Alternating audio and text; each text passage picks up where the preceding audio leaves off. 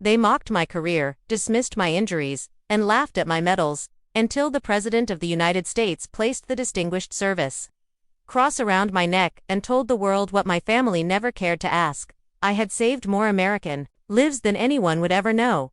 I'm Riley Mitchell, 28 years old, combat medic, U.S. Army. The day I got the call about the White House ceremony, my hands trembled. Not from fear, but from the sudden seismic shift I knew was coming. For years, my family had dismissed my military career as a detour, a waste, a failure in camouflage. They laughed at my uniform, ignored my medals, and called me the family disappointment.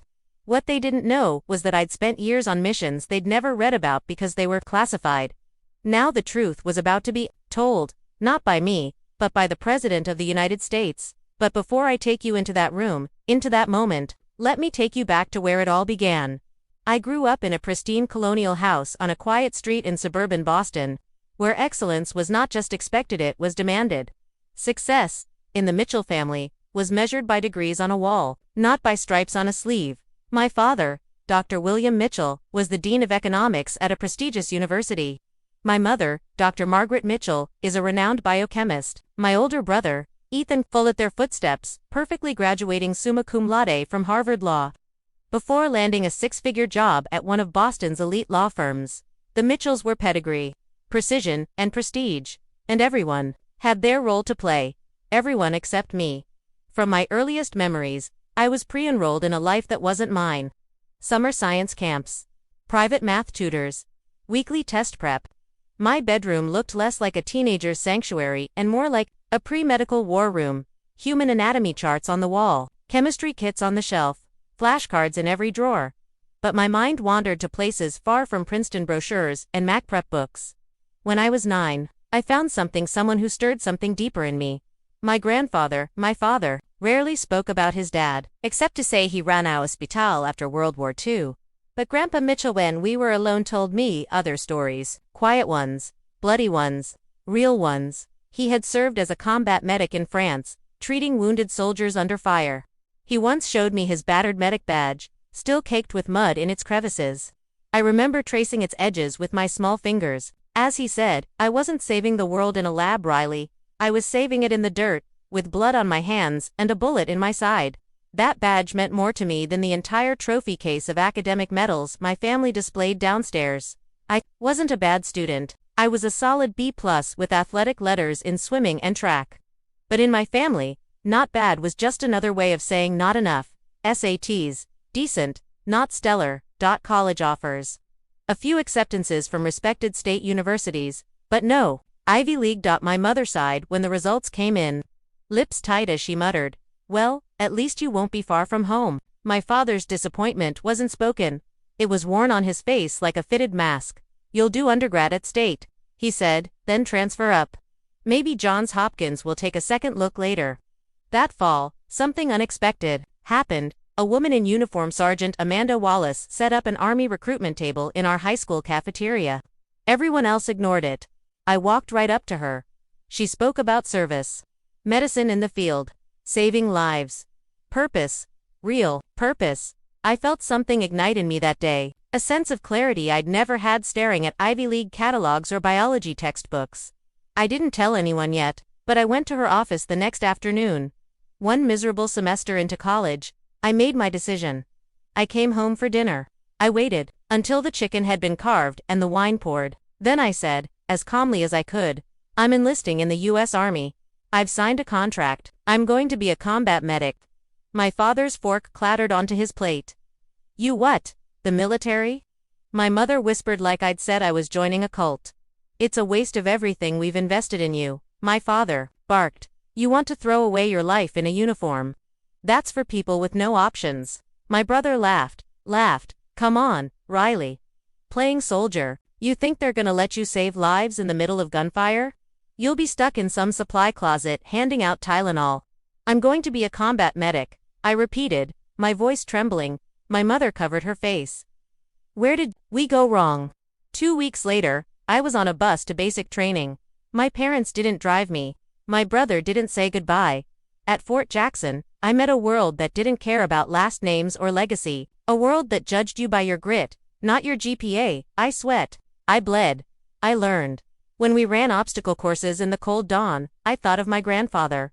When I passed my combat medic pre-assessment, I wore the smile he once wore in that old photo. I graduated near the top of my training class. I earned my badge with tears in my eyes. I came home for Christmas in uniform.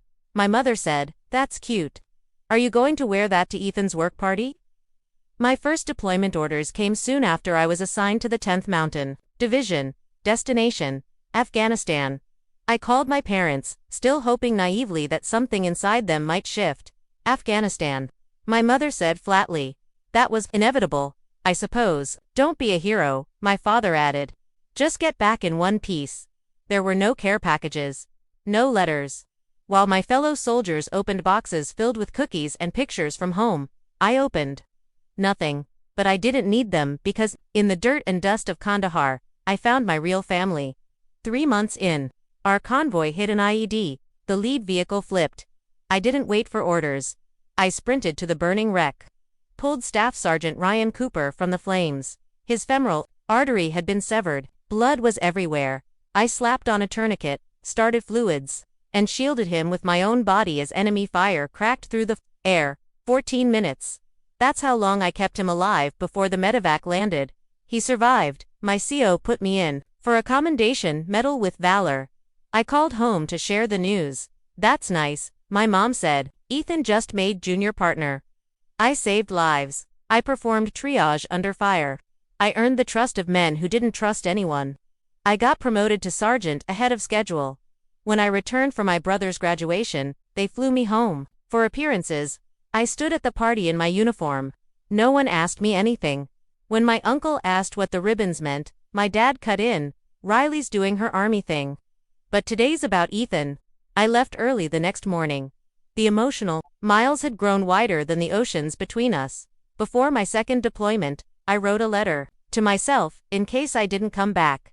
You chose a path with purpose. Whatever happens, remember, your worth isn't measured by their understanding. I was right. Because what came next would change everything, just not in the way I expected it. Was supposed to be a 72-hour recon mission, in and out. A covert insertion to verify reports of American hostages held by insurgent forces deep in enemy territory. My unit, Task Force Dagger, consisted of 12 elite personnel Delta Rangers and me, the sole combat medic. I was the only non-special forces operator on the team, but I had earned my place. They called me Doc Mitchell without irony now. We inserted under the cover of darkness. Airdropped with precision into the rugged eastern corridor. The terrain was unforgiving rocky ravines, narrow goat paths, no visibility beyond 40 feet. In the early morning fog. By hour 15, things went sideways. The extraction bird, a Black Hawk, was hit by RPG fire before it even touched down. It spiraled out, clipping a rock ledge, and slammed hard into a dry riverbed. Flames, screams, chaos. 3 dead on impact, 2 unconscious. 1 Major Reynolds bleeding from a head wound so deep I could see skull. I was dazed but upright, smoke filling my lungs. I dragged bodies from the wreckage. Assessed vitals, triaged under fire. As gunfire erupted from the cliffs, I jammed an IV line into Corporal Dale's collapsed vein using the glow of a penlight held in my teeth. His lungs were filling with fluid. I performed emergency decompression on Master Sergeant Phillips, shoving a catheter into his chest to release the pressure. They were shooting at me, but I wasn't thinking about dying. I was thinking about oxygen levels, about blood loss, about keeping them alive. Captain Davis, our ranking officer, crawled to my position. "Mitchell, we need coordinates for an airstrike. You're the only one with a visual." I moved, low and fast, across the open gravel, a crawling target to a crag with a partial line of sight. I relayed coordinates into the radio as a bullet skimmed my helmet, ringing my ears like a church bell. "Target confirmed," I shouted. "Repeat, grid 6-1 Alpha confirmed. Fire at will." 2 minutes later, the sky split apart. A-10s screamed overhead.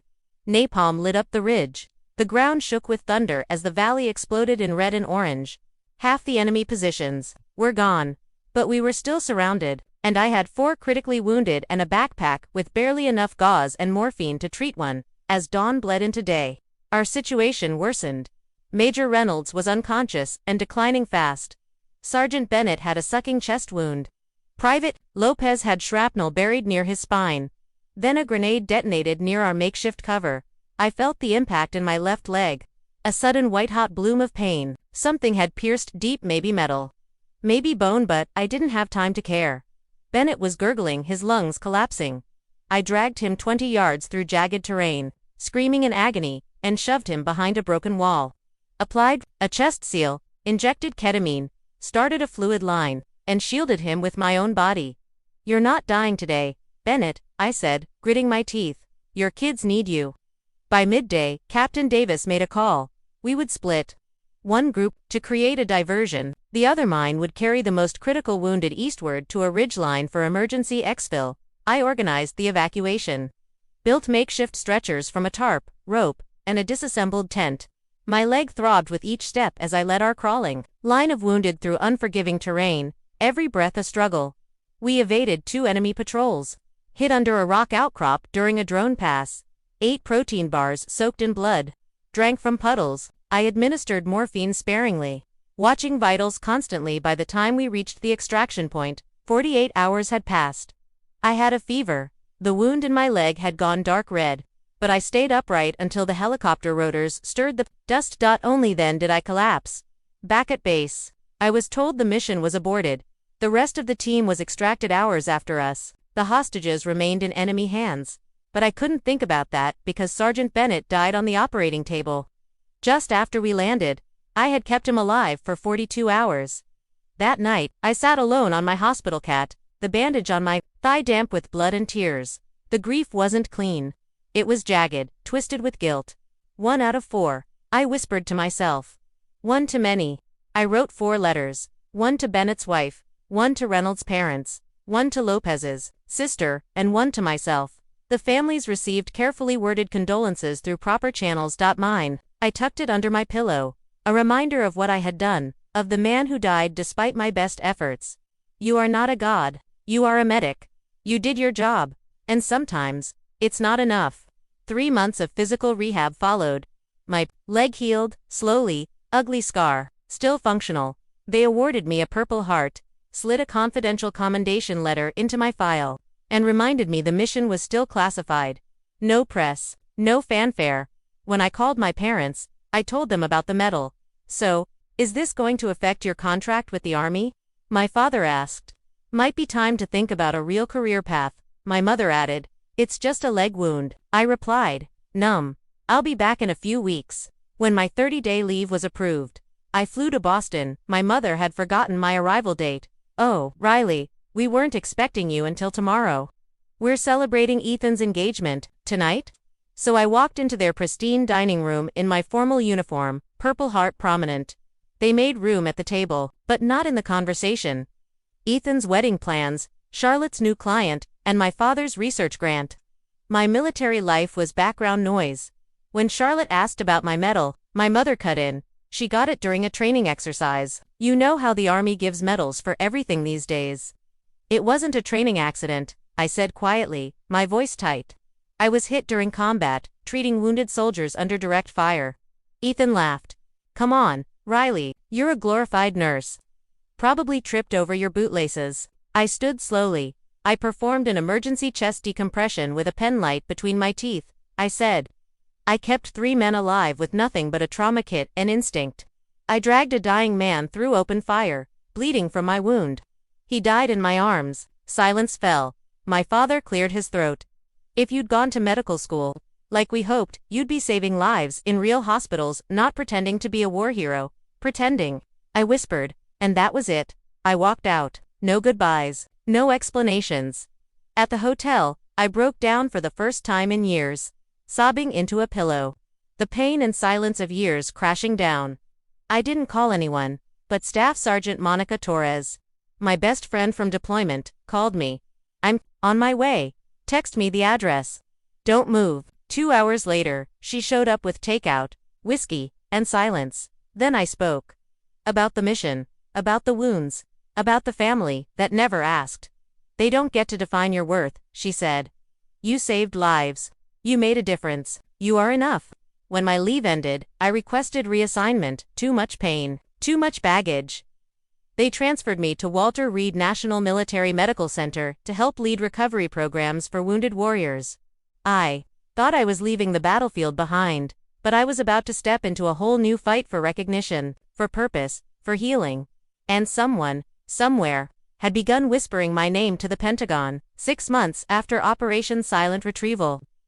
After nights filled with the echo of gunfire and whispered names of the fallen, I had begun to settle into my new role at Walter Reed National Military Medical Center. I was building a program to aid wounded warriors in both physical and psychological recovery, creating protocols, leading sessions, speaking not as an outsider, but as one of them. Then the call came. Sergeant Riley Mitchell. This is Lieutenant Bradley from the Secretary of the Army's office. You're to report to the Pentagon at 0900 tomorrow. Dress uniform. Confidential clearance confirmed. My blood went cold. Had something gone wrong? Had I overstepped my duties? Was there an inquiry into the failed mission? That night, I didn't sleep. I reviewed every detail of the mission in my head. I imagined interrogation rooms, cold voices, accusations. Instead, I found something else waiting. A sleek, private office. Inside sat Brigadier General Robert Harris, and beside him, a clean-cut man in a charcoal suit. Sergeant Mitchell, the general greeted. This is Mr. Andrew Collins. White House Military Office. Mr. Collins nodded politely. The details of Operation Silent Retrieval were recently declassified. In part, we've reviewed your actions. The general slid a folder across the desk. You are to be awarded the Distinguished Service Cross. The president himself will present it next week. I stared at the folder. There must be a mistake, I managed. I didn't do anything special. I was just doing my job. General Harris didn't flinch. 15 lives were saved by your direct medical intervention. 27 more by your intelligence gathering. 3 terrorist plots thwarted. Your actions meet and exceed the criteria for the Distinguished Service Cross. My hand shook as I picked up the document. I sat alone that evening, staring at the formal White House invitation. My heart beat against my ribs like a prisoner begging for freedom. And then the question surfaced. Should I invite them? My family. The ones who had mocked my injury, dismissed my service, erased my stories from dinner tables. Despite everything, a voice whispered, maybe they'll see now. I typed a message to my parents. I'm receiving the Distinguished Service Cross from the President next Thursday at 2 p.m., White House East Room. You're welcome to attend, if you'd like. 5 hours later, my mother replied, we'll check our schedules. Your father has a faculty meeting that might conflict. I laughed aloud, bitter. Hollow. A faculty meeting might conflict with one of the highest military honors in the United States. Eventually, they confirmed they'd attend. The East Room gleamed with golden drapes and pristine chairs. Rows of journalists, officials, and families of heroes filled the space. I stood in the antechamber with 3 other honorees. My uniform was immaculate. The Purple Heart and new ribbon row glinting under crystal chandeliers. My family entered through a side door, my father in a stiff blazer, my mother in pearls, my brother Ethan and his wife Charlotte in muted tones. They sat near the back, visibly unsure of how to fit into the room. Then the citations began. Each honoree stepped forward. Each tale read like a legend, frozen minutes of chaos and courage, translated into military diction.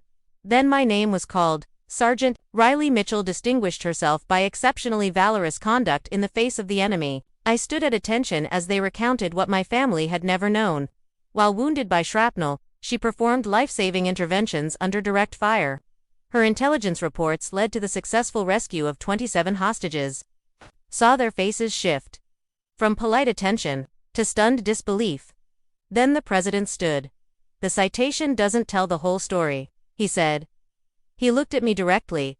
Sergeant Mitchell didn't just save her unit, she helped prevent attacks that would have taken American lives on U.S. soil. He walked forward, placed the Distinguished Service Cross around my neck. Then he leaned in and whispered, my brother was one of the hostages. My family owes you everything. The reception afterward was a blur of handshakes, camera flashes, and whispers of gratitude. The Surgeon General clasped my hand. You exemplify the best of the medical corps. A group of civilians approached me, some of the aid workers I helped rescue. One woman hugged me tightly. They said you were wounded, that you still got the intel out. I have a daughter because of you. Across the room, I saw my family huddled, like strangers, Overwhelmed, then Major Davis appeared by my side. "Mitchell was the best medic I've ever worked with," he said, not bothering with small talk. Shrapnel in her leg, still dragging men to cover. She didn't stop. My family watched, wide-eyed. They approached me carefully. "That was quite a ceremony," my father said awkwardly. "Thank you for coming," I replied coolly. My mother blinked rapidly. "We didn't know. You never asked," I answered. My brother finally spoke, sheepishly. "All those things they said, that was real." I didn't reply. Instead, Staff Sergeant Torres walked by and clapped me on the shoulder. "Come on, Mitchell. The team's celebrating at O'Malley's, the real party." My father opened his mouth to object, then thought better of it. Before leaving, I noticed a line forming for official photos with the president. He greeted each recipient again. When I approached, he said softly, "Those people watching from the back family, yes, Mr. President. They see you today," he said. "Sometimes it takes a stranger to show someone who's been right in front of them all along." At O'Malley's that night, I laughed for the first time in months. Real laughter. With people who had bled beside me, who knew the cost, who never questioned my worth. My phone buzzed endlessly with texts from my family. I ignored them. Tonight belonged to my real family. Weeks passed. Then, unexpectedly, my father appeared at my apartment in San Antonio, in jeans, no blazer, no armor. "Would you show me around the base? I want to understand what you do." And just like that, the slowest form of healing began. He asked questions during demonstrations. He listened. He saw. "I've been arrogant," he said, later, "measured success by such narrow standards. You've surpassed them all." My mother called. She sent care packages to Walter Reed. One included a photo of my grandfather in uniform and his military medals. "Your grandfather would be proud." I should have connected the dots sooner. On a Thanksgiving visit, while helping my father search for a book, I found a 1970s military recruitment brochure in his drawer. Notes in his handwriting filled the margins. "Did you consider enlisting?" I asked. His face softened. "I had the paperwork signed, meant to join the medical corps." "What happened?" "Your grandfather stopped me. He'd seen too many Mitchells broken by war." He looked at me with something I hadn't seen before. "Maybe I resented you. Because you dared to follow a path I abandoned." That Thanksgiving dinner was unlike any before. The table included my fellow soldiers and my family's academic friends. Two worlds, one home. My mother had displayed my medals in the living room, beside Ethan's law degree and my father's awards. When someone asked about the Distinguished Service Cross, it was my father who answered. "Only 16 awarded during the War on Terror," he said with quiet pride. Riley's actions saved dozens of lives. My mother had created a shadow box in secret photos, news clippings, and maps of my deployments. "I should have celebrated you long ago," she said. "I'm trying to make up for lost time." One day, at the training center, a young recruit approached me. "Sergeant Mitchell, I joined because of the story about you. I want to make that kind of difference." I smiled. "The medals don't make the medic," I said. "It's running toward the wounded when everyone else runs away." As I spoke, I realized something. I was finally free. Free from the need for their approval. Free from the shame they once placed on my path. The president's words hadn't made me valuable.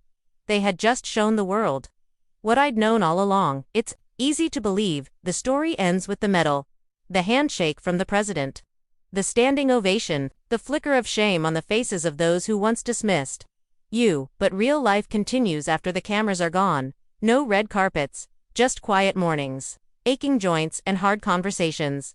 The Distinguished Service Cross opened doors, but it didn't erase the trauma I carried, or the shadows that still followed me to bed. I returned to Walter Reed after Thanksgiving and resumed my role. More visible now, more respected, but also more watched. "You're the one from the ceremony," people said in hushed tones, but I wasn't there to be a symbol. I was there to serve. The wounded warriors didn't treat me like a celebrity. They treated me like a sister in arms. They asked about scar tissue, phantom pain, guilt. "Did you ever feel like you lived when someone better died?" One patient whispered. "Every day," I replied honestly. "We didn't trade medals. We traded nightmares." One of my patients, Corporal Liza Tomlin, had lost her lower arm and part of her vision to an IED. She resisted therapy, hardened by grief and bitterness. I worked with her every day. "I'm not whole," she snapped during one session. "Neither am I," I said. But we still serve. She stared at me, for the first time, really looked, and that day, she agreed to begin physical therapy. My parents continued their effort at rebuilding. My father invited me to co-author an article on battlefield trauma and its long-term psychological implications. I was shocked. You trust my insight? I asked. I've always trusted your intelligence, he said quietly. I just didn't understand your world. I'm trying to now. We worked together over coffee and phone calls. For the first time, we didn't argue, we collaborated. My mother mailed a care package every month, always something practical. Always with a note. Ethan kept volunteering with the Veterans Legal Aid Clinic. He even referred to clients to Walter Reed and asked for my input on their recovery plans. He now ended calls with, "Love you sis, used to wait my whole life to hear that now, I wasn't sure I needed it." In a forgotten drawer at the base, I found a sealed envelope. It was labeled to be delivered. If I don't make it, SGT Kyle Bennett. The name hit like shrapnel. Kyle had died in my arms. Despite everything I did. Inside the envelope was a letter to his kids. And a note to me. If you're reading this, Mitchell, I didn't make it. But I already know you did everything you could. You always did. Tell them I was proud. Tell them about you. I sat in silence, the letter trembling in my hands. That night, I called Kyle's wife. We cried. We laughed. We remembered. And then I told their children about the man who fought until his last breath, and the medic, who never gave up on him. A year later, I was invited to deliver the keynote address at the graduation of a new combat medic class. I stood before a sea of crisp uniforms, nervous eyes, and tightly clutched caps. I saw her, the recruit who'd approached me after class months ago, the one who said my story inspired her to enlist. Now, she was graduating with honors. The world may never see your battlefield, I told them. There may never be a medal or a parade, but know this, every life you save, every breath you restore, every hand you hold matters. After the ceremony, she came up to me. You told me the medal doesn't make the medic, she said. You were right. But your story gave me courage. Thank you. And just like that, I knew the chain would continue. One spring evening, I was asked to speak at a veterans fundraiser. The audience included politicians, donors, and military brass. I'd written a speech, polished, safe, expected. Instead, I spoke from the heart. I want to talk about something we don't often say in public. The hardest battles we fight aren't always on foreign soil. Sometimes, they're around the dinner table. In the silence after a phone call. In the moment when someone who should know better says, "You're just a glorified nurse." A pause, not a breath in the room. Recognition is powerful. But, it's not what defines us. What defines us is who we are when no one's watching, when no one believes in us, but we keep going anyway. That's where real courage lives. I no longer chase approval. I don't need every conversation to end in validation. I visit home for the holidays. We talk about real things. There are still awkward pauses, but they're filled with effort now. Not dismissal. The shadow box my mother made hangs in their living room. Next to it, my grandfather's medals. And a note that reads, "Different wars. Same courage." I still work at Walter Reed. I still teach. And some nights, I still wake up to the sound of helicopters that aren't there. But I'm not running anymore. I'm rooted, and I'm proud. Not of the medal, but of the moments no one saw. To everyone who's ever been told they weren't enough. To those whose families failed to see them. To those quietly doing extraordinary things. You matter, you are not invisible. And your story deserves to be told. I told mine. Now tell me yours. Drop it in the comments below. Or send it to someone who needs to hear it, because sometimes the people who understand your value least are those who should know it best. But that doesn't mean you're not valuable. You are always.